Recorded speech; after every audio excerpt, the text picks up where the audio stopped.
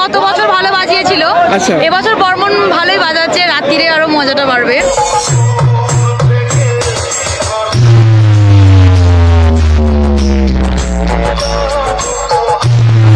দারুণ বাজাচ্ছে, দারুণ। তবে ডিজিতে বাজালে খুবই আনন্দিত হব। আর কমিটির দাদা ভাইদের এখানে পেয়ে গেছি। গত বছর শুনলাম যে পাওয়ার মিউজিক এসেছিল, তো এবছর বর্মন মিউজিক এসেছে। পাওয়ার এবং বর্মন দুটোর মধ্যে রেজাল্ট কার ভালো হচ্ছে মনে হচ্ছে? তো বন্ধুরা, যা উত্তেজনা দেখতে পাচ্ছ, এবারে সেটআপটা চালু হবে। তো দেখতে পাচ্ছ সমস্ত বক্স লাভারদের ক্রেজ।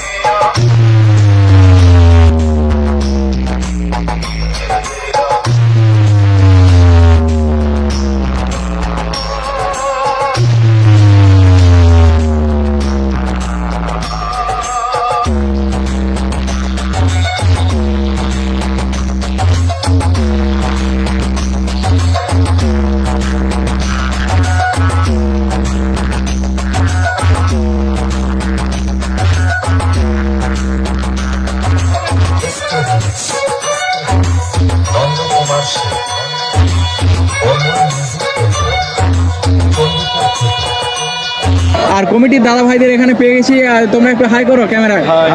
তাহলে মোটামুটি তোমরা কমিটির মধ্যে রয়েছে। তো কমিটির নামটা কি রয়েছে জানো? সাতবার রক্ষা কালী পুজো কমিটি।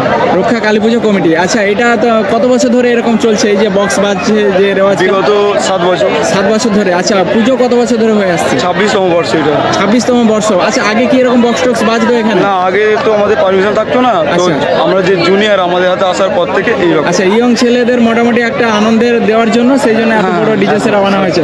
তো মোটামুটি গত বছরের তুলনায় এবছর লোক কেমন, মানুষের পাবলিসিটি অবভিয়াসলি অনেক বেশি, অনেক বেশি? অনেক অনেক বেশি। অনেক বেশি। আচ্ছা, গত বছর শুনলাম যে পাওয়ার মিউজিক এসেছিল, বড় সেটআপ এসেছিল, 10-9 এর মাল এসেছিল।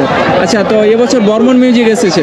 তো পাওয়ার এবং বর্মন দুটোর মধ্যে রেজাল্ট কার ভালো হচ্ছে মনে হচ্ছে? অবভিয়াসলি বর্মনের, কারণ এর স্পিকারও বেশি, উপরন্তু এর মালও বেশি। মালও বেশি। 24 পিস আর ওর ছিল 9 পিস। ওর 10-9 ছিল। আচ্ছা, তার একটু কম ছিল অবশ্যই। হ্যাঁ, অবশ্যই অনেকটাই কম ছিল, একটু না।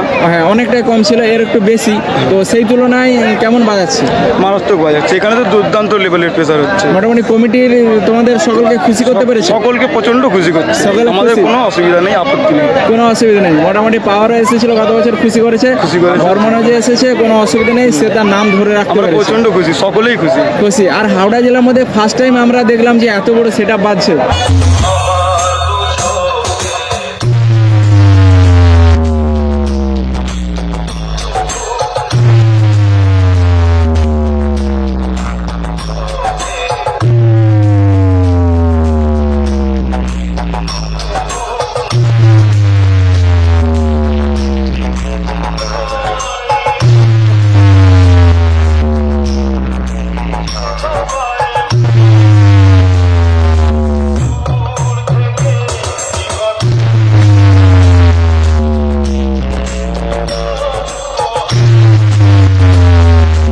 যারা আসবে, তো আজকে তো হচ্ছে 25 তারিখ।